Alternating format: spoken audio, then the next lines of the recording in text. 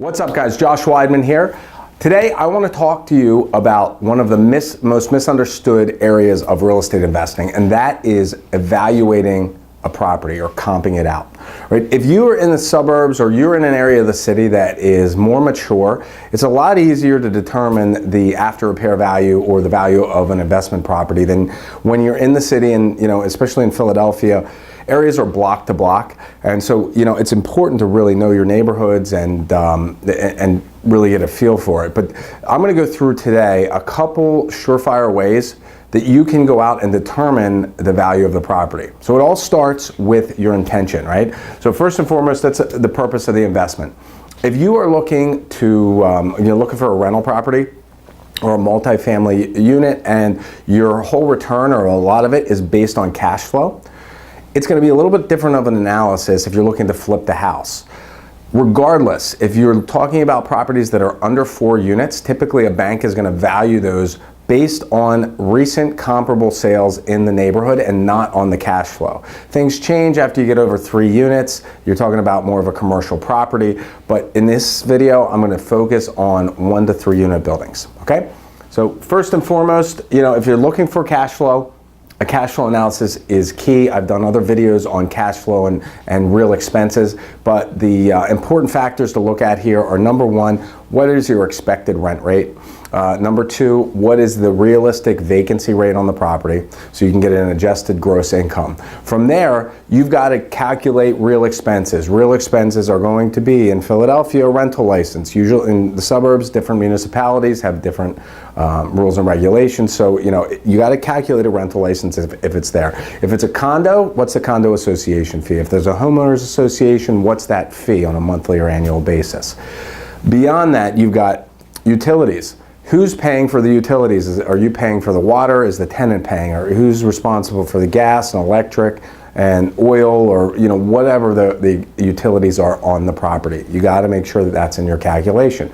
You've got taxes and insurance. That's pretty standard across the board. But you always also want to calculate the management fee, a leasing fee, capital expenses on the property, and any other expenses that you might have to maintain that thing. If you're shoveling the walks for the tenants, there's your expense. If you are doing the gardening and taking care of the lawn care, your expense. If it's a multi-unit building, you want to make sure that you're calculating some kind of maintenance and upkeep in the common areas. You should have it cleaned at least once every 2-3 weeks. Otherwise, it's going to be a pigsty, and nobody wants that. All right, so make sure that you're calculating cash flow correctly. So let's jump to the other side here. So in this image, what I've got is we've got our subject property right here. Boom. And what you want to start with is doing a search of any sold properties with about the same number of, or not about, but the same number of bedrooms and bathrooms, about the same square footage, within 0.3 of a mile from the property. Now you're going to use that calculation inside the city. Once you go into the suburbs, you can go maybe a half mile, but you want to stay within subdivisions or neighborhoods that are very similar, that you're able to pull comps on. And we're looking for properties that have sold, right? Sold within the last 3 to 6 months. As you look at these properties, especially in Philadelphia, you're probably going to have price points pooled on 2 different sides of the pricing spectrum. You're going to have lower end sales that are sold to investors, and you have higher end sales that are being, of renovated properties that are retail type investments, retail type sales. So what we're going to look at to determine what the property is going to be worth after repair are renovated properties, okay?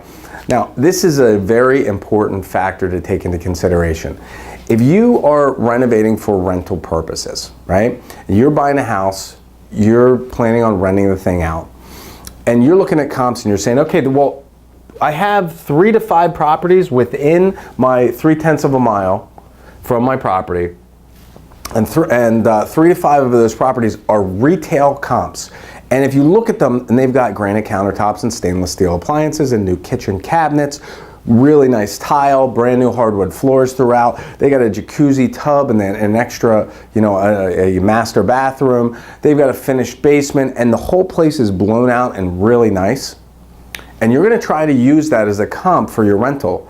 you have to make sure that you're doing the same type of renovations. If you're going back in there, even with our turnkey product, we're going and we're replacing everything in the house: heating system, electrical, plumbing, new floors, drywall repair, kitchens, bathrooms. We even put stainless steel appliances in the kitchens. But the renovations are not to the level of a retail sale. It would probably cost us another $15,000 to $25,000 to bring that property up to that retail sale number. So when I'm calculating a comp on a property that's going to be a rental, I'm taking in consideration my after repair condition and the improvements that I'm putting in there. That's a really important part of analyzing. So if you're planning on buying, rehabbing, and then refinancing the property, you do not want to calculate on the very highest number and then the appraisal comes back and you're $20,000 late. You got to go into the analysis knowing that, all right, we're not comparing apples to apples here, and at the same time, we're not going to use the lowest of the low comps when we're evaluating what our after repair value is. The other thing, and this is the last point that I want to look at here, is when you're looking at sales prices and you're trying to evaluate the value of this property, one thing that is often overlooked are trends. If you look at the trend of sales in the market, typically I'm looking at 3 to 6 months of sales, and that gives me a good feed on where the market is today. But what I'm also looking at is where is the market in general and where's this neighborhood trending?